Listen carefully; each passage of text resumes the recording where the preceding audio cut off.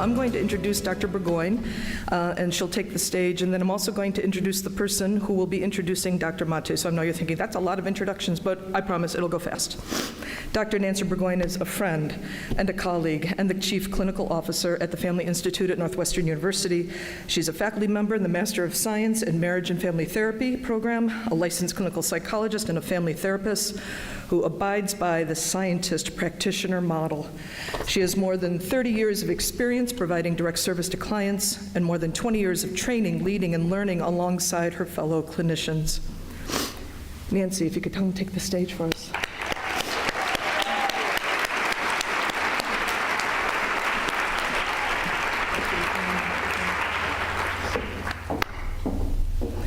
And now it's my pleasure to introduce a friend who, if he wasn't my friend and my collaborator for, I've lost track, 13, 14 years, this event might not happen because he was the first person. He's the Gabor Maté whisperer in my ear from probably the first time I met him and said, you know who you have to bring in? No, you know who you have to bring in? You know who you have to bring in? He probably has said it to me probably 35 times. When we were finally able to host Dr. Gabor Maté, I called him and I said, will you please do us the honor of introducing him? So now, my pleasure to introduce Al Ross.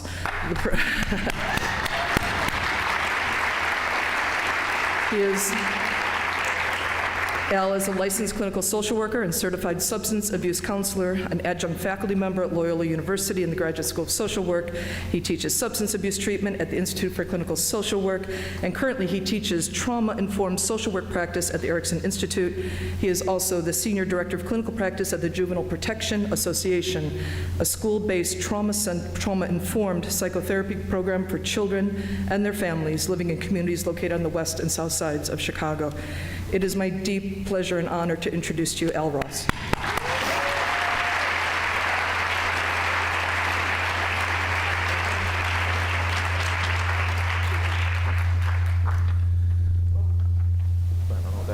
All right. Well, I can't tell you what a treat this is for me. I was told not to say this, but I'm going to. I want to thank Lonnie and Fan for the opportunity to be here tonight and introduce Dr. Gabor Maté. I've had the honor to be associated with Fan and proud to be here celebrating Fan's 40th anniversary. Fan wouldn't be what it's become today without the amazing leadership of Lonnie and the tireless dedication of those Fan team members who've worked each year to put these opportunities together free of charge and so incredibly valuable to all of us. So I just have to say from my heart, thank you, Lonnie.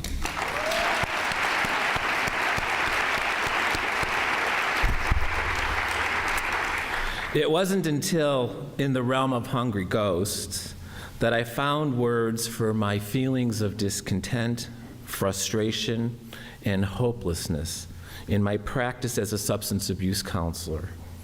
Having experienced addiction and its treatment from many positions, first a consumer, then a practitioner, and then an educator, there had been a pervasive cloud of shame, mistrust, and fear. And then I discovered you, Dr. Maté, and began to consume your teachings and words like the oxygen they were to my being suffocated by stale air. Before you, I had never heard the words trauma and addiction uttered in the same sentence. The impact of that connection has continued to echo daily for me. You gave us all an insight that has allowed for the pain and confusion that so many of us had hidden away in darkness, allowing that experience to come into the light with dignity, humanity, and healing. You boldly speak the truth about the experience of addiction and mental health with understanding and compassion. One can hardly imagine the numbers of lives you have transformed with your teachings, drawing upon a fearless look into your own life, your own personal journey, and your work with others. You have taught both practitioners and those of us on the path to recovering that what was lost, how to have respect for others and ourselves. You have taught us how to ask the right questions, how to respect the decisions made along the way as we've attempted to mitigate the pain of unspeakable trauma. Perhaps most importantly, you taught us how to see addiction as a complex expression of survival.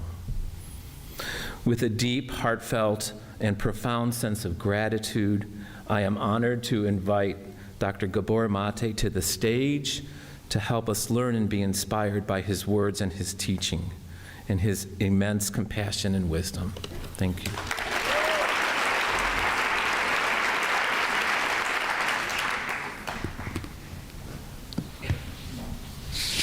And we're off. Can you hear me okay? What can one say? Can you hear me okay? Yes? Okay, How about me? thank you. Can you hear me okay? Yeah. All right. Gabor, what a pleasure. What an honor to be what he said. Yeah. What I'd love to do is, for those few, and I'm guessing there aren't too many, but for those few who don't know some of your story, I'd like to start there. Sure. But I'd like to start by inviting all of you who now have a book to open it up to page, it would be 14 and 15, which is the start of chapter 1. And you'll see this beautiful painting by Gabor's wife, Ray, Yeah, yeah. of 50 years. And I couldn't stop looking at this painting when I was reading the book, when I started the book. And it's such a vivid portrait of a compelling and poignant story that's informed your work from the get-go. So I'm wondering if you could start us off there, please. Sure. Well, thank you. The painting is of a photograph, which is in the left-hand upper corner of the painting itself, taken of my mother and I when I was 3 months of age in Budapest, Hungary, in it'd be May of 1944, which was 2 months after the Nazis had occupied Hungary. My mother's wearing a yellow star that Jews were forced to wear, the badge of shame. This was maybe a little over a month ago, a month or two before my grandparents were murdered in Auschwitz, where my mother and I easily could have been sent ourselves. So the painting was done by my wife because she said she wanted to understand her husband. And what you see in the eyes of that infant is real terror, real fear. And I'll tell you that a physician who looked at me when I was somewhat older, 11 months old, said that he'd never seen such fear in the eyes of anybody before. So Ray captures that terror in my face and in my eyes that is very evident in the photograph. It's a beautiful photograph, and it walks us right into trauma. Yeah. You talk about, in a way that is not as colloquial, big T trauma, which that is, but you also talk about small t trauma. And I think that's the one that more often gets missed, Yeah. and the one that's so insidious. And I wonder if you could share a little bit about that. Yeah. If you understand what trauma is, which is not the event, it's not the external event. Trauma literally means a wound. So trauma is the wound that you sustained. Then it becomes clear that people can be wounded in all kinds of ways. You can be wound people by doing terrible things to them, and certainly a lot of people have that experience, you know, the abuse, the war, the violence in the family, the mental illness of a parent. These are the well-described adverse childhood experiences that have been documented to be related to mental illness and addiction and so on. So there's that big T trauma of bad things happening to children. But then there is the suffering that children endure, not because bad things would happen to them, but because in loving families with well-meaning parents, there's some essential needs weren't met. And that to the child could be wounding as well. And it can be confusing sometimes because that wounding happens in the hands of parents that are actually loving. Yeah. And it's very confusing. And it's very typical for me to give my talk on addiction or autoimmune disease or mental health or malignancy or any number of human travails and challenges. And people will say, "Well, Doc, I had those, but I had a totally happy childhood." And it usually, that's when I issue what I call the Happy Childhood Challenge. And I said, "Are you willing to talk to me for 3 minutes?" In 3 minutes, it's very easy to show that, yeah, they had happiness, but they also had a lot of pain that they thought was normal. And they didn't compute it as traumatic, but in fact it left a deep scar on their soul. So that's the small t trauma that happens during development when your needs are not met. Yeah, and that's something I know there are many therapists in the audience tonight, having said hello to many of you. That is the thing that shows up so much, where people are discounting and it was fine, I don't understand why I'm this way. Makes a lot of sense. That fracturing of the self in trauma, that sort of separation, you talk about that in terms of the child's dilemma around authenticity and attachment. Yeah. Can you elaborate on that a little bit? This is a central theme in this culture. I mean, let me ask you a question. I'll ask you 2 questions, and I'll just cut raising of the hands in response. One is, have you ever felt you're in a situation and then you look back afterwards with a degree of remorse that you just weren't being true to yourself? Just raise your hand if you had that experience. Okay, thank you. Now, raise your hand also if you had the experience that you had a strong gut feeling about something and then you ignored it and you were sorry afterwards. Just raise your hand if you've had that experience. But both of these experiences represent a disconnect from yourself. Because you've never met a 1-day-old infant that isn't in touch with their gut feeling. And you've never met a 1-day-old infant who isn't being absolutely themselves. So then what happens? I mean, we're meant to be ourselves. Authenticity, being in touch with ourselves, when you look at it from the evolutionary point of view, is absolutely essential. Just how long does any creature in nature, as we used to live until very recently, how long does any creature in nature survive if they're not in touch with their gut feelings? So that's a big need that we have, actually. And the loss of it has huge consequences for mental and physical health. But we have another need as well. And that need is to connect to the nurturing, caregiving adults in our lives. And that need is described, it's called attachment. Attachment is the force of pulling 2 bodies together. Gravity is an attachment force, by the way. It pulls 2 bodies together. In the psychological realm, attachment is the force that pulls 2 bodies together for the sake of taking care of the other or of being taken care of. Now, for the young infant, in fact, for the young mammal, it's indispensable for life. I mean, of all the creatures, humans are the least developed and the most immature and the most helpless and the most dependent for the longest period of time. It's true of all mammals, and it's equally so or even more so for human beings. So we have this need to attach. But what happens when, for all kinds of reasons, including the very pernicious parenting advice that a lot of parents are given by so-called experts, the child is forced to suppress their feelings? Because the parents are told that when the kid is upset and showing a tantrum, time out. It's that simple. Time out means, I'm not going to give you your attachment needs. I'm not going to meet your attachment needs. In fact, I'm going to separate from you until you please me. The message the child gets is, if I'm being myself, I can't have the attachment. Now, for the child, there's a million ways that parents develop that message, by the way. Now, the message the child gets is, if I'm being myself, I'll lose the attachment relationship. As a matter of survival, the child disconnects from their own emotions and their true selves in order to attach. Now, all your life then, now the problem with that, it's an adaptation. The problem with these early adaptations is they get us into trouble later on. So then all our lives, and how many, I mean, I'm not going to ask for a show of hands, but just ask yourself, how many times have you denied yourself your truth your actual emotions, your needs, for the sake of being accepted by other people.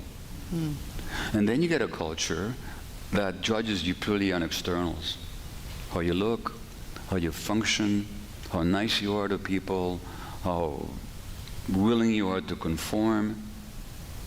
So the culture then reinforces that early programming of if you're yourself, you might not be like. So we have Facebook.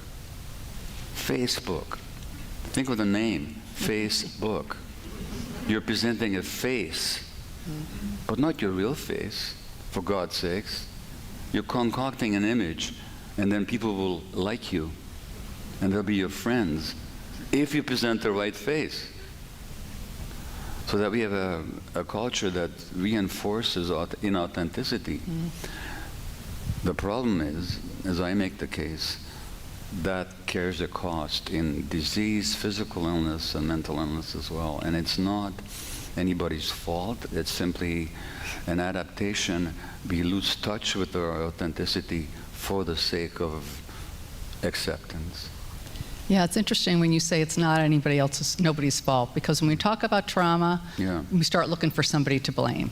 A place to point the finger, a place to discharge our frustration. And you talk about that in terms of transgenerational patterns. You talk about that in terms of the society conspiring to force us into that place. Well, I can give you two examples. One is my personal one, and then a more historical one. So in Canada, where I live, if you look at the indigenous communities, high rate of sexual abuse. In some native communities, no girl makes it past 13 without being sexually abused.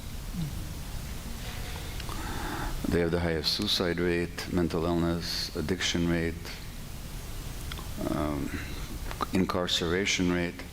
50% of the women in jail in Canada are indigenous women. They make up 5% of the population. You can say, these are terrible parents. Look what they do to their kids. But let me tell you what happened. So there's a woman I described in the book. Her name is Carlene. I met her at a healing retreat that I was helping to conduct maybe 8-9 years ago. Carlene is in her 60s now, late 60s by now, I would think. When I arrived in Canada in 1957 as a 13-year-old, Carlene was 4 years old. She was taken to the residential school, the state-mandated residential school, run by the Catholic Church, where on the first day as a 4-year-old, where the native kids were abducted by the state and forced to go to these institutions so that they could educate the Indian out of the Indian, as they put it. Carlene was 4 years old when she made the mistake of speaking her tribal language. That's a no-no. And how she found out it was a no-no is that the teacher stuck a pin in her tongue. And so this 4-year-old sits there for a whole hour not being able to put her tongue back in her mouth because she would cut her lips. And that's before the sexual abuse began. So Carlene was an alcoholic by the time she was 9 years old, a heroin addict by the time she was 20. Her grandchildren are not dealing with heroin addiction. Her fault? Her parents' fault? Whose fault? And this is in a population that parented beautifully before the Caucasians came. You know that when the Christians arrived in North America, they were appalled by the parenting practices of the natives. Do you know why? Because the natives didn't hit their kids. To the Christians, this was sparing the rod and spoiling the child. So it's historical and it's multi-generational, and then as one traumatized generation, they'll pass their trauma on to the next one, as I did. So the message I got from the world through the stresses and terrors and desperation of my mother, who could barely ensure my survival, but she surely couldn't respond to me with the warmth, emotional responses that I required. And then she gave me to a stranger when I was 11 months old. Well, what message did I get? That I wasn't wanted, not lovable. Well, as I said this morning to another group, if you're not wanted and lovable, one way to compensate for that is to go to medical school. because Amen. because now they're going to want you all the time. But being wanted for what you do for people is runaway addictive, because it never fills that emptiness inside. No addiction ever does. So you have to keep proving to yourself how lovable, how wanted you are. What does that mean? It means I'm not available to my own family. What message do my kids get? No, it's not. I mean, I would have thrown myself into a fire for my children. But the problem is, nobody ever needed me to throw myself into a fire. They just needed me to be at home as an emotionally present, available, attuned adult, which I wasn't. So this is why we pass it on, and nobody ever means to. It's just what happens. So trauma is always multi-generational. We can look at systems that induce trauma. I mean, you don't have to look very far in American history to see how this culture historically induced severe trauma in certain populations and continues to. But there's no one individual that you can say is, this is the source. I mean, who are you going to go back? You can blame Adam and Eve if you want. You can blame the first amoeba, But there is no, blame is pointless. Understanding is everything. Yeah, but too big for blame. Yeah. Too big for blame.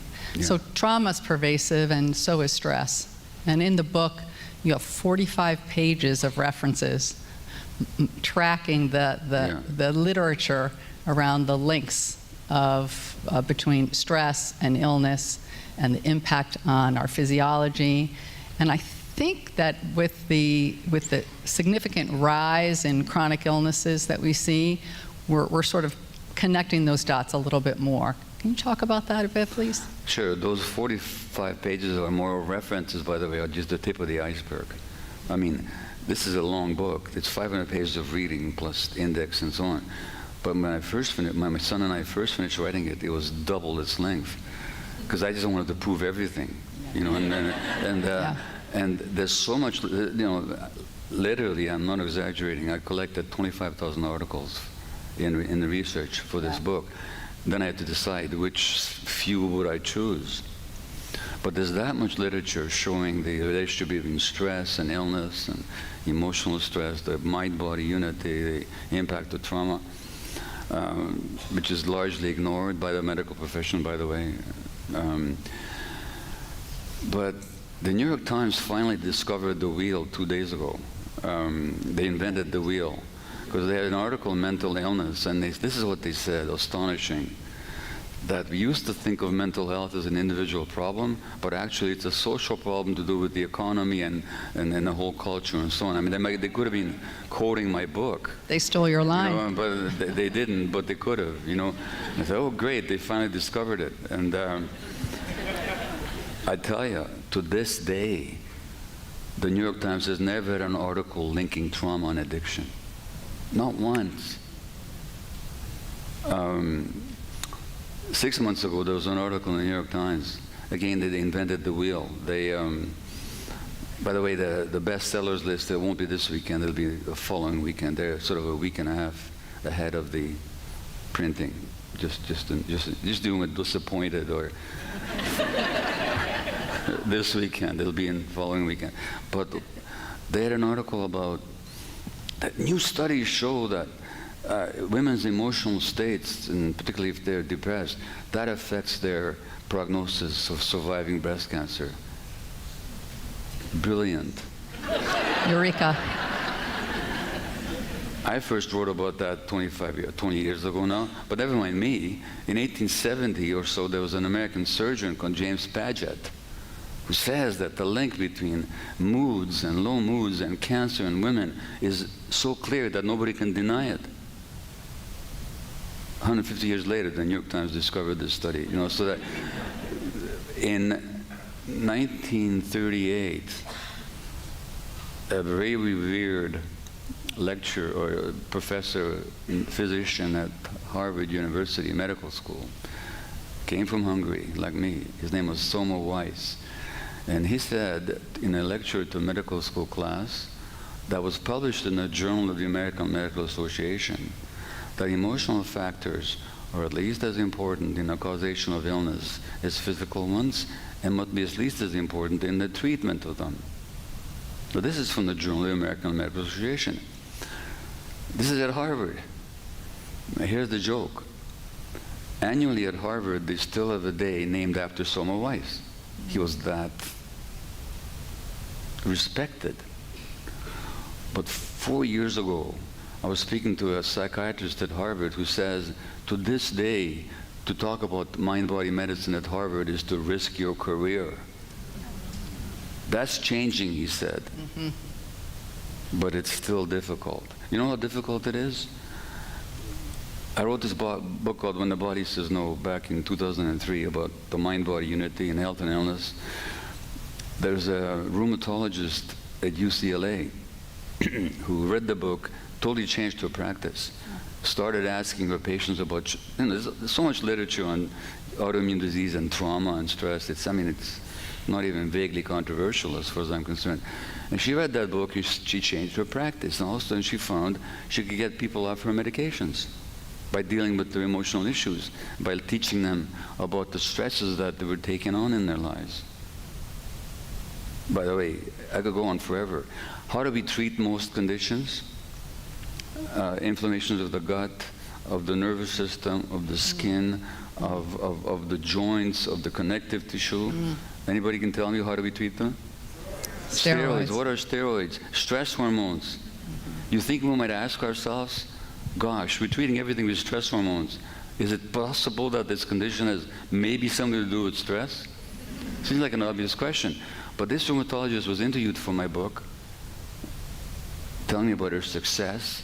And she said, don't use my name, because my colleagues will not be able to understand it. So on the one hand, we have this mind-body unity documented by science in tens of thousands of papers.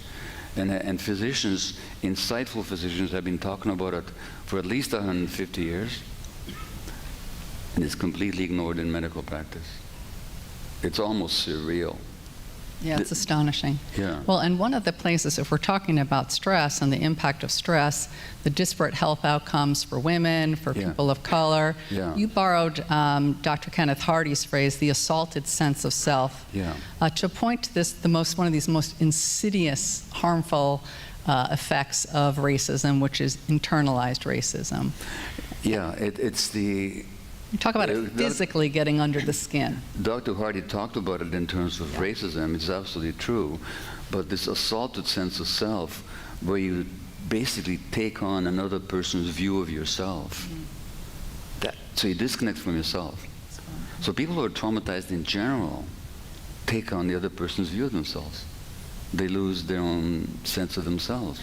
Now, this is particularly true of certain racial groups in a racist society. And it has physiological consequences.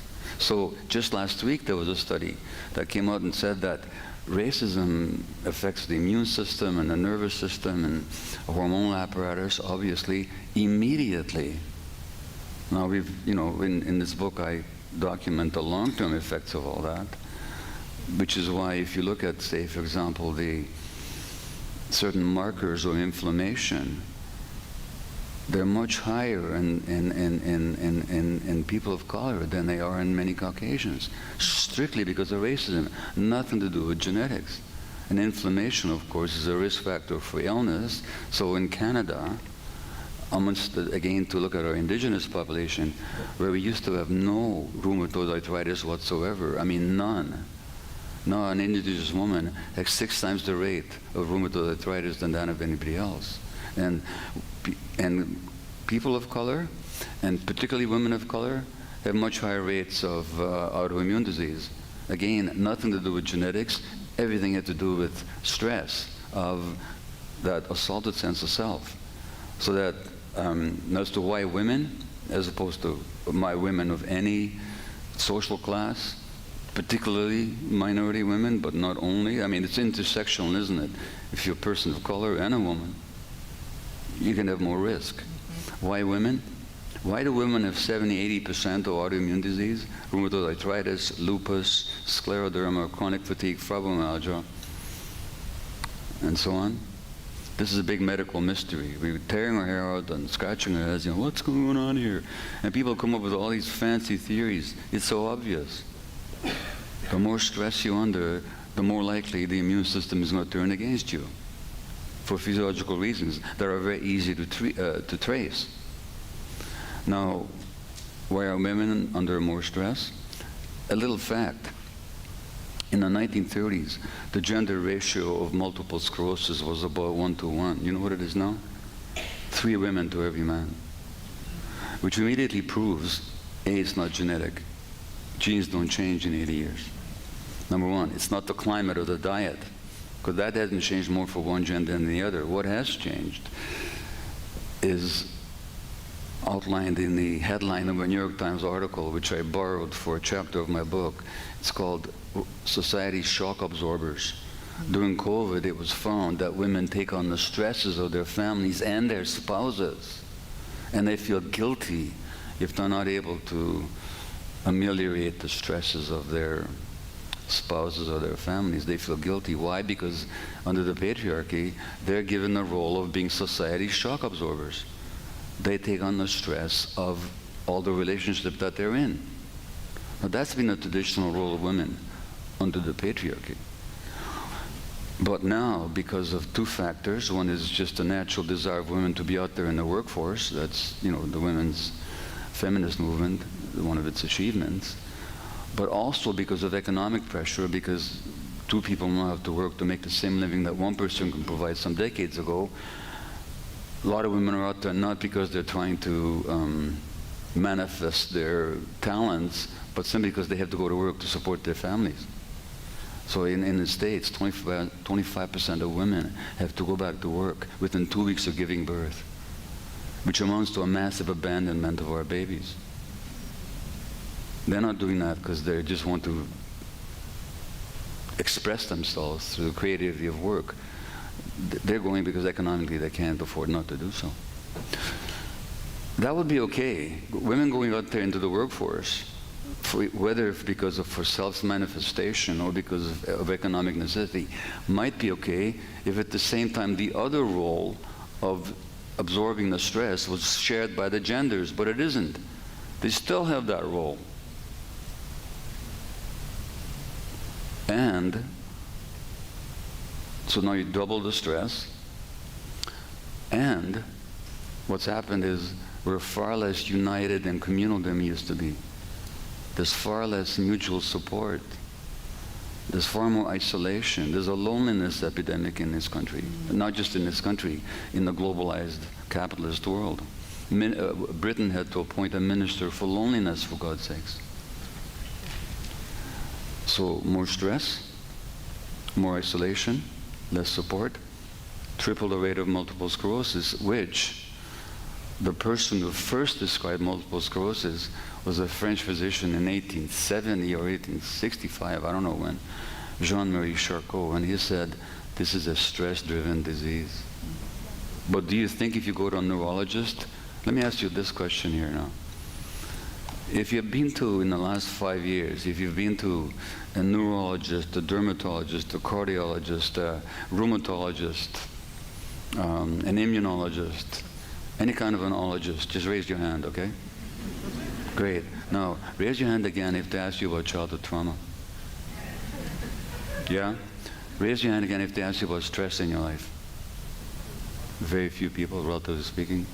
Raise your hand if they ask you about how you feel about your marriage. Raise your hand if they ask you about how you feel about yourself as a human being. These questions all have to do with your physiology.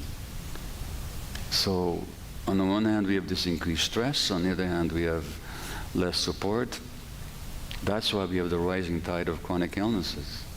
Not to mention all kinds of other factors like poverty and stress-driven obesity and all kinds of other stuff. And then the junk food that we're fed. It's a conglomeration. But as far as the female-male distinction, it's because of the extra stress on women in a patriarchal culture. You know, it's interesting listening to you talk about that. I'm thinking about your section on healing. Yeah. And you said you gave 6 questions for self-reflection, Yeah. and 4 of them had to do with no. Yeah. With where are you saying no, what's the story behind saying no, et cetera, et cetera. And it kind of fits with all of that, that sense Yeah. of being excessively self-sacrificial. Where is the limits, where are the boundaries? It translates into your recommendations for how people respond to the stress. Yes, Nancy, and it goes back to the authenticity attachment dynamic, so that when people are desperate to attach and to be liked and to be accepted, they will suppress their no, so that they're asked to take on something, whether in personal life or on the job. But if they can't say no, because if they learned in childhood to suppress their no, they'll go their whole lives functioning that way, always at service to others, always being nice, suppressing their healthy anger, always afraid to disappoint somebody else, always responsible for what other people feel. They don't say no, the body will say it in the form of illness.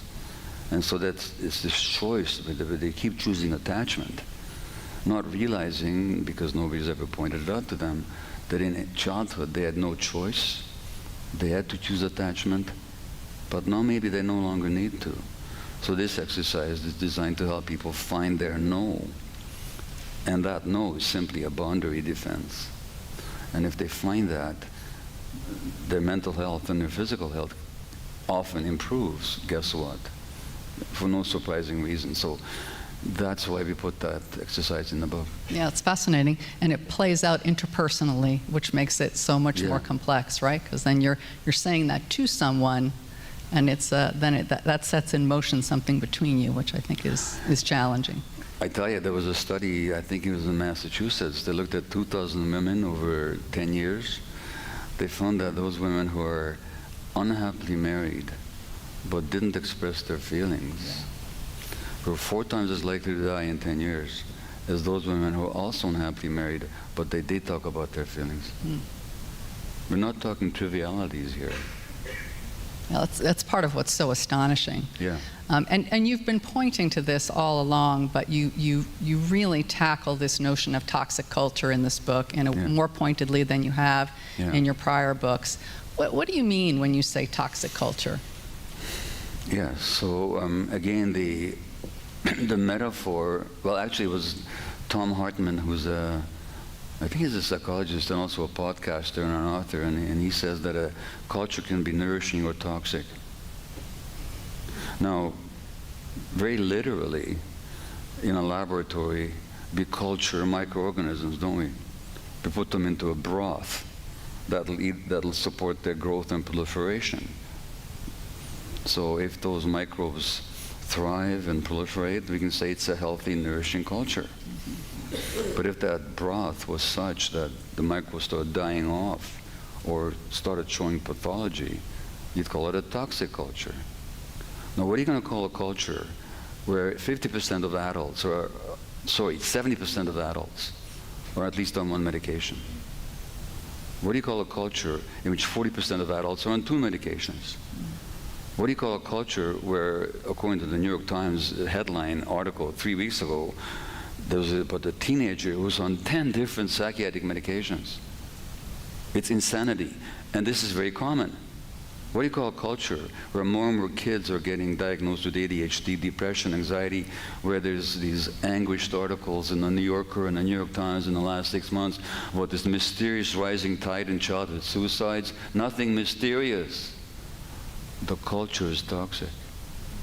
And it's toxic because it doesn't meet human needs. It doesn't teach us how to raise our children properly. When I say properly, I mean with the right understanding of what the child actually needs for healthy development, because it stresses parents, some parents more than others, of course. So this struggle, because it tells us, contrary to all the evidence, that our nature as human beings is to be selfish, aggressive, and greedy and acquisitive at the expense of everybody else. Look at it. I didn't point this out, I'm quoting somebody. But when somebody does something selfish, what do we say? Oh, that's just human nature. Do we ever say that when somebody does something kind?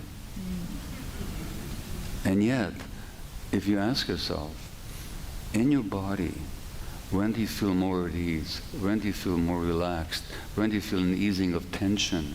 When you've done something kind and generous and authentically giving, or when you're grasping and exploitative and hostile? That's our nature. That's why we feel better when we're kind. It's actually better for our health as well.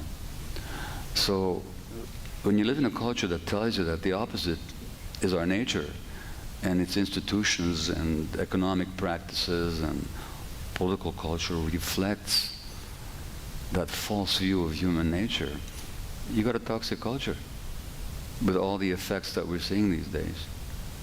Well, and you take on these big categories, which we don't often hear a physician take on, and certainly not in the behavioral health space, the socioeconomic system and the political system. Yeah. You say, I love this quote stopped me cold. We are steeped in the normalized myth that we are, each of us, mere individuals striving to attain private goals. Mm-hmm. You're sort of pointing to this pressure to sort of comply and join the capitalist energy and the polarized political space. And in doing so, we set ourselves up, is how you talked about it. Absolutely. So here's the thing. The Buddha said 2,500 years ago, he said, contemplate the interdependent co-arising of phenomena. He says, think of all the conditions that have to go into the making of a leaf or a raindrop. Look at a leaf. It contains the sky, it contains the sun, the sunlight, the photosynthesis, it contains the water from the sky, it contains the minerals from the earth, it contains the whole world. And he says, so contemplate the interdependent co-arising of phenomena. He says, without the one there cannot be the many, without the many there cannot be the one. Now, indigenous and traditional cultures have known this all along. And modern science has more than proved the oneness of everything. And in modern medicine, there's been calls for this awareness all throughout, like Soma Weiss that I quoted. In 1977, Dr. George Engel, a very prominent American psychiatrist and physician, called for what he termed a biopsychosocial view of health, where we realize that the biology of human beings is inseparable from their psychology and from their social relationships, which means that the culture in which they live. Now, he was talking pure science. That science has been documented over and over and over again, but medicine still practices as if people were just collections of organs with no history and no connections and no relationships. Now, a friend of mine, Luis Mel Madrona, who's a Lakota Sioux background partly, physician and psychiatrist, I think, he said to me that in the Lakota tradition, when somebody gets sick, the community says, thank you. Your illness represents a dysfunction in the whole community. You're the canary in the mine, basically. You're manifesting something about our whole culture. Therefore, your healing is all healing. So traditional cultures have always understood this. Western science has proven it, and modern society completely ignores it. Yeah, it's stunning.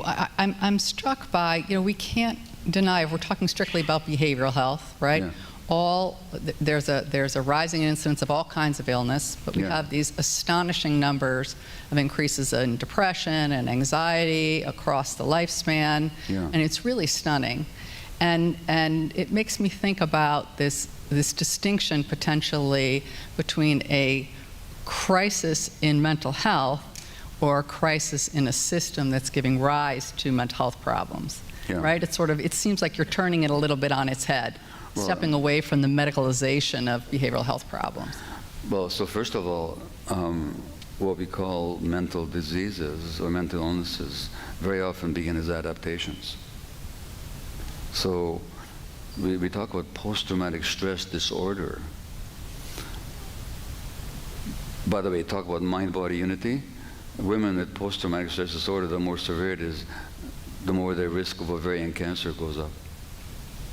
That, according to a study from Harvard just 3 years ago. But we call it a disorder. Well, yeah, but it puts the onus on the individual. Something's wrong with them. They're disordered. Actually, their disorder is a perfectly normal response to completely abnormal circumstances. That's what that is. Depression, mental health disease, mental illness. Really? What does it mean to depress something? It means to push it down. What gets pushed on in depression? Your emotions. Why would anybody push down their emotions? Have you ever met a one-day-old baby that pushes down their emotions? People push down their emotions because their environment, as I said earlier, can't handle their emotions as children. So they disconnect from their emotions, they push them down in order to adapt to their environment. ADHD, they say, is the most heritable mental illness there is. The heck it is. It's neither an illness nor is it heritable. The tuning out, by the way, I'm somebody who's been diagnosed with it. My first book was about that. And the tuning out, it's not a disease. It's a coping mechanism. Under the conditions of my infancy, what else would I have done but tune out a lot? But when was I tuning out? When my brain was developing. When the circuits of my brain were being formed. So the default setting is the tune out. Now why are more and more kids being diagnosed with it? Because the parenting environment is getting more and more stressed. And when the parents are stressed, the kids are stressed. And when the kids are stressed, one way they cope with it is they tune out. And then we diagnose them with this illness and medicating the heck out of them, rather than looking at the environment that's causing kids to have to tune out and disconnect from themselves. So that's why I look at the environment. It's inseparable. And I'm not even advocating not to use medications. Sometimes they can be very helpful. I found them that way sometimes. But for God's sakes, let's not narrow the perspective just to the biology, forgetting that the biology is actually shaped by the environment. Our biology is an open system. Yeah. This sense that if something's biological, it didn't have to do with the environment. That's right. You know, and that it's being shaped by the environment all along. I appreciate your saying that you aren't necessarily anti-medication. You're pointing to these causes, these macro causes, but you're not sort of implying that there aren't tools that we use in modern behavioral health care that aren't helpful. No, my problem with medications is not that they're used, but that they're used almost exclusively. Right. And not dealing with the larger issues. So if a kid comes to me with ADHD, I may or may not suggest medication. It's never my first choice. But I will say to the family, let's look at the stresses in the family that are keeping this child in this distracted state. And I'm telling you, if you change the family environment, that kid will change. And that's what happens over and over and over again. So you look upon it as this inherited disease. I mean, I won't, or depression.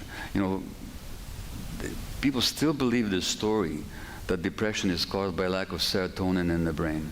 Serotonin being one of the neurotransmitters, one of the 50 important neurotransmitters, chemical messengers in the brain. So we give people SSRIs, you know, serotonin, selective serotonin uptake inhibitors like fluoxetine, Prozac, or Paxil, or whatever, you know, Zoloft or whatever. And they can help the depression sometimes. When I took it in my 40s, it helped my depression very rapidly.